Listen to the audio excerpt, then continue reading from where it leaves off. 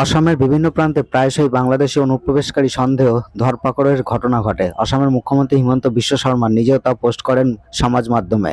নমস্কার, আপনারা দেখছেন জে নিউজ বাংলা। সকলকে পুনঃ ভালোবাসা দিয়ে শুরু করছে আজকের প্রতিবেদন শুরু করার আগে সকলকে বলবো চ্যানেলটিকে অবশ্যই সাবস্ক্রাইব করে পাশে থাকবেন। দেশ থেকে যদি মাওবাদ নির্মূল করা যায় তবে অনুপ্রবেশকারীদেরও নির্মূল করা সম্ভব। অসমে গিয়ে এমনটাই বললেন কেন্দ্রীয় স্বরাষ্ট্রমন্ত্রী অমিত শাহ।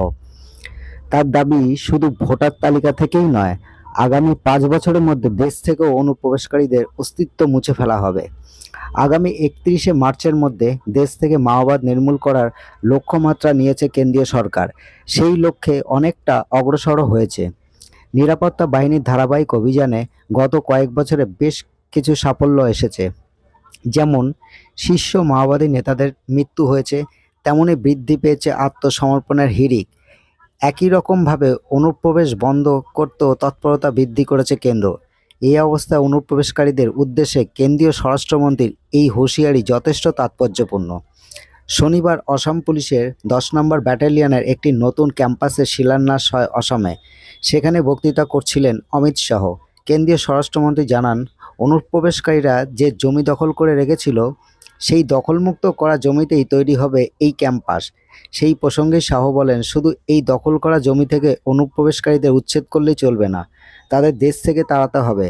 শুধু জমি থেকে উচ্ছেদ করলে তারা অন্য কোথাও গিয়ে থাকতে শুরু করবেন, তাই তাদের দেশ থেকেই বিতাড়িত করতে হবে। সামনেই অসমে বিধানসভা ভোট রয়েছে। শাহ বলেন, বিজেপি আবার ক্ষমতা এলে প্রত্যেক অনুপ্রবেশকারীকে খুঁজে বার করে দেশ থেকে তাড়ানো হবে। যখন দেশের একটি বড় অংশ মাওবাদ থেকে মুক্ত হতে পারে, তখন অনুপ্রবেশকারী মুক্ত হতে পারে।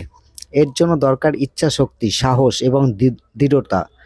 আমাদের প্রধানমন্ত্রীর কাছে এর সবগুলিই রয়েছে, তবে রাজ্য সরকারের সহযোগিতা ছাড়া অনুপ্রবেশকারীদের তাড়ানো অসম্ভব। এদিকে নির্বাচনী ইস্তাহারে অনুপ্রবেশকারী মুক্ত অসমের প্রতিশ্রুতি দেওয়ার জন্য কংগ্রেসকে চ্যালেঞ্জ জানালেন অমিত শাহ। অনুপ্রবেশের সুযোগ দেওয়ার জন্য কংগ্রেসের তীব্র আক্রমণ শানান অমিত শাহ। তার কথায়, অনুপ্রবেশকারীদের উপস্থিতি অসমের উন্নয়নের জন্য একটি গুরুতর চ্যালেঞ্জ ছিল।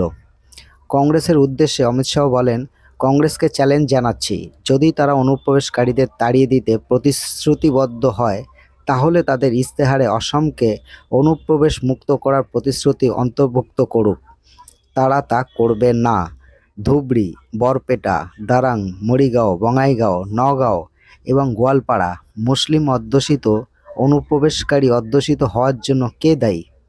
কংগ্রেস সরাসরি দায়ী এর জন্য। অনুপ্রবেশের অনুমতি দিয়ে আসামকে যে পাপ করা হয়েছে তা থেকে বিজেপি আসামকে মুক্তি দেবে। তো এই ছিল আজকের প্রতিবেদন। দেখা হবে নেক্সট ভিডিওতে। ধন্যবাদ।